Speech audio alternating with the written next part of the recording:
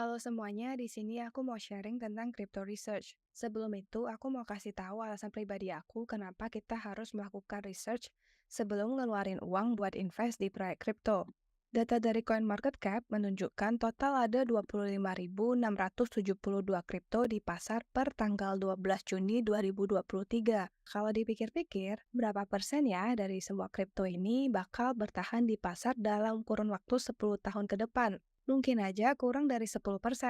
Nah, dengan riset yang teliti, kita bisa menseleksi proyek mana yang worth buat diikutin dan proyek mana yang mungkin nggak punya potensi jangka panjang. Alasan lain kenapa riset proyek kripto itu penting banget menurut aku, karena kita masih di tahap awal. Artinya, kalau kita berhasil pilih proyek kripto yang bagus, peluang dapetin untungnya bisa besar banget. Tapi, karena industri kripto masih di tahap awal, banyak juga proyek yang kurang berkualitas. Nah, buat mengurangi resiko investasi, aku biasanya lakuin beberapa hal. Pertama, aku bakal coba pahamin fundamental dari proyek itu. Aku lihat tujuannya apa dan masalah apa yang mereka coba selesaikan. Biasanya, informasi ini bisa aku dapat dari white paper dan website resmi dari proyek kripto tersebut. Setelah itu, aku bakal lihat chartnya dan coba analisa pergerakan harganya. Dari situ, aku bisa lihat seberapa fluktuatif harganya dan cocok nggak dengan risk profile aku. Karena pasar kripto masih dalam tahap pertumbuhan dan dinamis banget, biasanya aku juga mengamati tren pasar, adopsi pengguna, dan dukungan dari industri buat proyek yang aku pertimbangkan.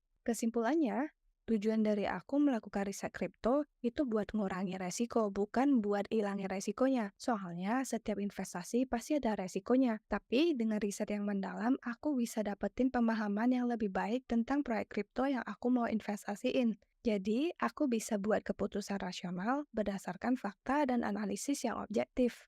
Selanjutnya, di sini aku pengen tunjukin langkah-langkah yang aku ikutin saat melakukan analisa. Pertama, aku bakal cari tahu nilai proposisi dan masalah yang coba diselesaikan, lalu keunikan dan relevansi solusi yang diajukan, dan mengidentifikasi dampak potensial dari suatu proyek kripto melalui white paper yang dipublikasikan. White paper ini adalah sebuah dokumen yang biasa digunakan oleh proyek kripto untuk melakukan fundraising, mirip dengan prospektus kalau di dunia saham dan obligasi. Yang kedua, analisa kualitatif. Di tahap ini, aku bakal buka website dari proyek kripto, baca white paper, roadmap, GitHub, dan semua artikel yang dipublikasikan di website resmi proyek tersebut. Nah, informasi ini bakal memberikan aku gambaran tentang kredibilitas dari tim dan investor di balik proyek itu, kolaborasi dengan proyek lain, apa yang bikin proyek ini beda dengan yang lain, teknologinya gimana, kontribusi developer, dan sebagainya. Lanjut ke tahap analisis kuantitatif. Ini buat dapetin gambaran tentang dana yang udah dikumpulin, model bisnis dan sumber pendapatannya, token economics, kapitalisasi pasar dan volume perdagangan, performa dan tingkat adopsi proyek itu. Setelah itu, aku bakal nulis satu halaman pendapat pribadi aku, resiko-resiko yang ada dan strategi aku kalau aku memutuskan untuk invest di proyek itu.